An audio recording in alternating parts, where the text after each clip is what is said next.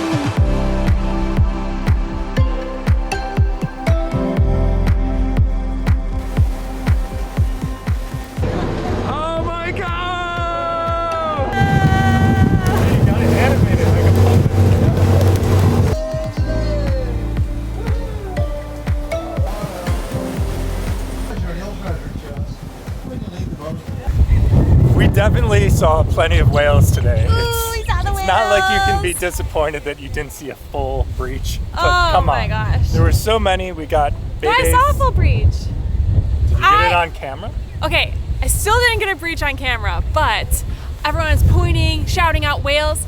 I saw the breach, and then the captain turned the boat and then started following it. And that happened in Monterey, in It is California, not on too. camera. It doesn't count. Ooh, and I was like, breach, and then they were like, you're hired, and I was like, I'm Boy, a Whale whales. Scout. I just feel like I care the most. And They said that on the boat. They're like, Allison Finney's with well, us. if you go out every day, you're like kind of looking. I was like, I'm gonna see a whale, and I was like so focused, and then I was so excited. And one of the reasons why we chose this company over other whale watching tours, as you guys know, we don't typically like work with brands. We just kind of take you on our vacation. So we chose this company because this is a nonprofit and they give back to the whales as opposed to just some of the other whale watching tours here. And so this is Pacific Coast Foundation. They don't give the money to the whales, but they they do good stuff. Is that what I said? They give back to the whales, yeah. Through Here's your cut. education, through education and Conservation. conservation. It's a lot of adrenaline, so much whale excitement. All right, well, there's so much more to see on Maui. Let's Do more! go charge the camera battery and then go off and see Maui. Our YouTube channel was born 5 years ago just because I love making videos of our travels, and that was always just something I was passionate about. And so I was thinking about that on the whale watching tour because I cared so much about getting the shot, just because I want this beautiful National Geographic whale breaching moment. And I'm so fulfilled after that trip because it was so windy, and at the very front of the boat it was incredibly hard to stand there because of the wind and the waves, but it was the best viewpoint for this one whale that we saw. So I saw the breach, I shouted it, the captain turned and we started heading dead on towards this whale in the distance. There was no one around because of how hard it was to stand. I had both hands on the long lens because it's so heavy, and the camera body. I'm so tall that the railing was only up to my mid-thigh, and so I was squatting down, and this was for like over 10 minutes going through the wind and the waves and I had both eyes. I had one looking through my right eye and one looking through my left eye. And then after so long, my legs started to shake because I couldn't stand there any longer. But then that's finally when we had Maui in the background, the sun at the right angle, and the whale came up, showed its fluke, beautifully went down. It probably looks like this seamless, easy shot, but that was 15 minutes of me shaking from standing there and trying to balance and hold on. But that's when I felt like I was a professional videographer to get I the can't shot. wait to see this shot. Well, I haven't seen it either. Maybe it's no good. But it felt good when I did it. I was like, how rewarding. So there's a little behind the scenes. My good friend Jamie, aka the songbird of Vietnamese karaoke, said that if I didn't eat a blackened mahi-mahi burger every single day while I was here at this fish market, that I was a stupid idiot. I have not had a blackened mahi-mahi burger yet, so we are gonna fix that right now. So here we are. And what is this place called? Is it Paia Fish Market? It's not the one in Paia. Well, I'm sure it's all the wrong. south side. It's a branch. I'm sure we're doing it wrong no matter what we're doing. It's a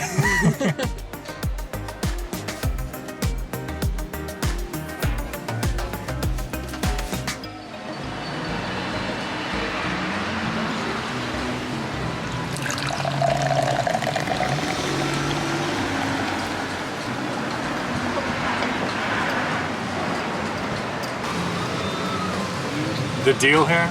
This is all freshy fresh.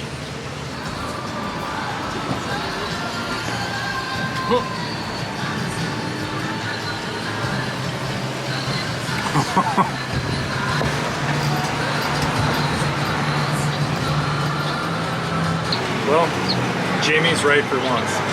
I'm kind of a stupid idiot for not having eaten this already.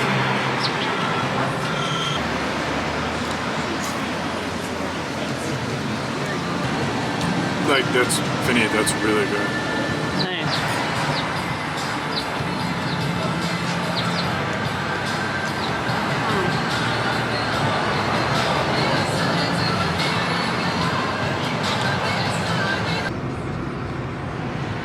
It's just gorgeous. I just love it.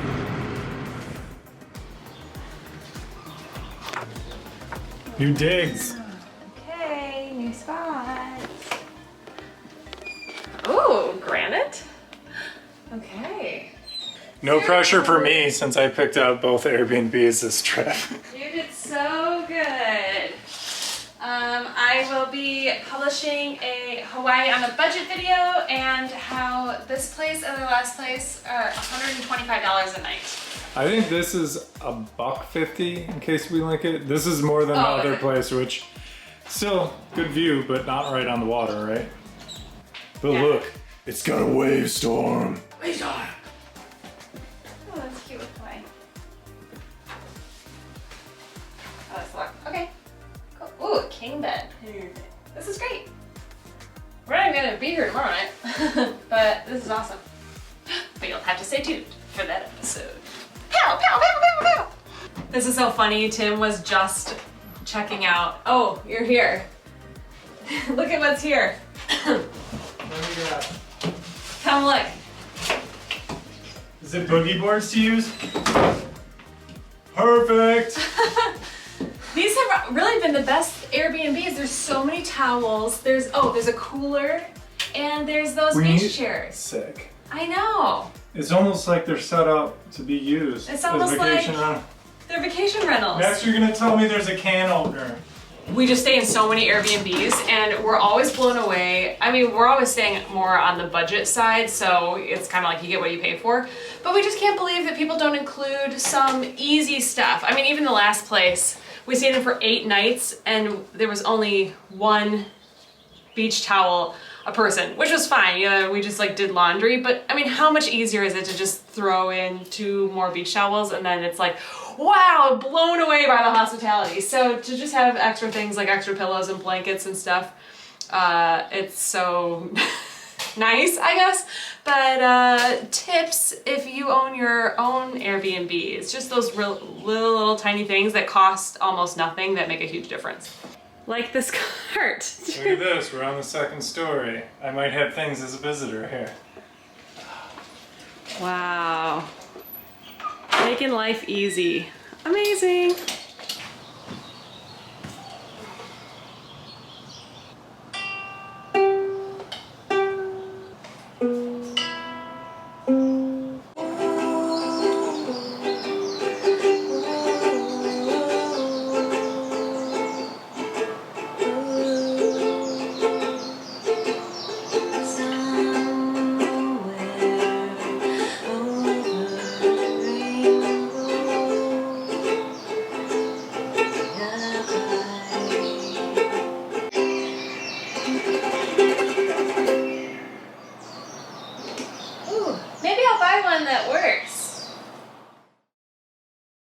Mantas. We're on the hunt for mantas today. Not literally hunting them. We just want to go swim with them. If you go way back on the channel 5 years ago, we tried to go snorkeling with mantas in Bali.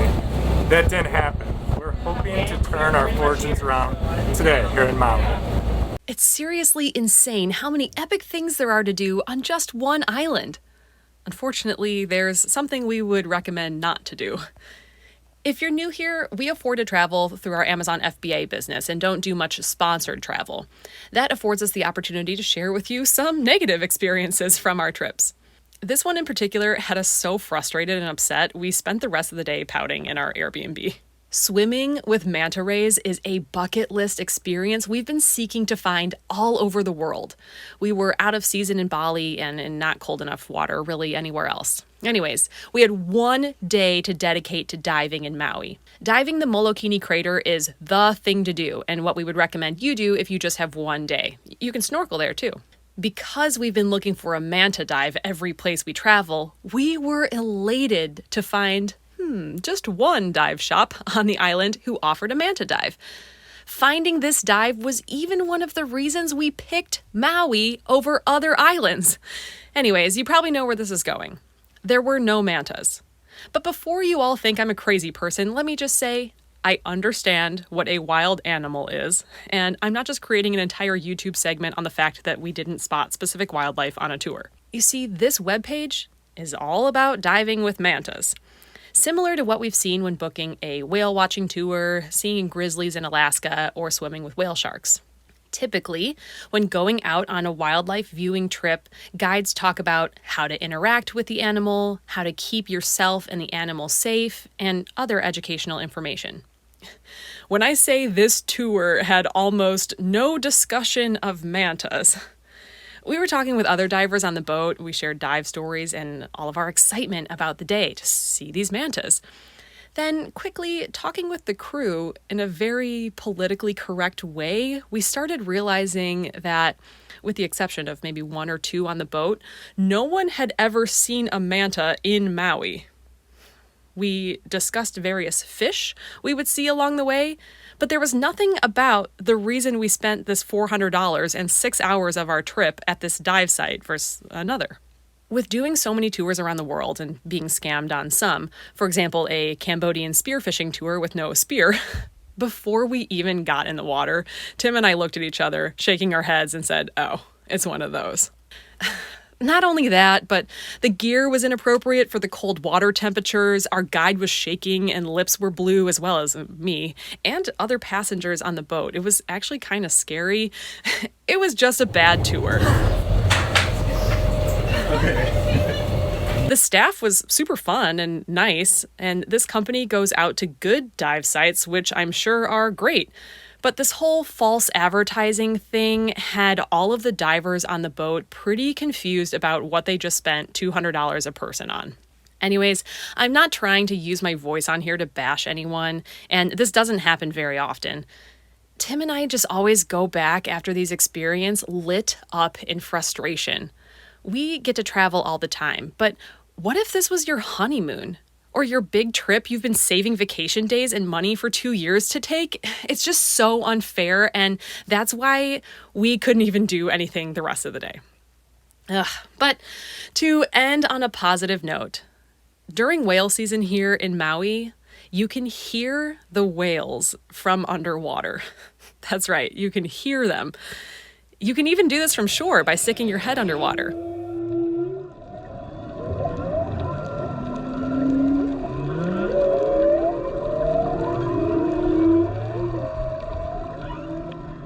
Hearing this for the first time was absolutely what I'll be taking out of these 2 dives. On your freezing, but number 2, talk to me about those whales. Oh my god. That was so cool. That was really cool. The whales were like, the whales wouldn't shut up. It was like, it wasn't a matter of could we hear them. It was like, okay, whales. Like,